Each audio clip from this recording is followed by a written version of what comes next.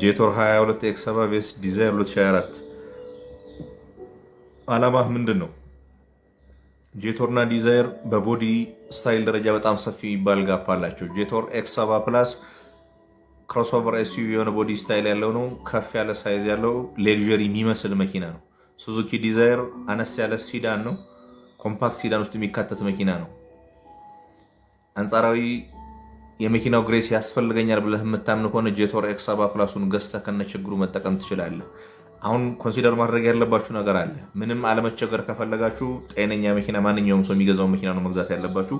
ከዛ ውጭ ግን ከነ ችግሩም ቢሆን ግሬሱ ያስፈልገኛል፣ ግሬሱ ሊያመጣልኝ የሚችለው ገንዘብ አለ ብላችሁ ካመናችሁ ወይ ለስራችሁ ለህይወታችሁ የሚያስፈልግ ከሆነ አድርጉት። ጄቶር ኤክስ70 ፕላስ ጋራጅ እያመላለሰን ቢሆን በደንብ ሊያስጠቅምህ ይችላል።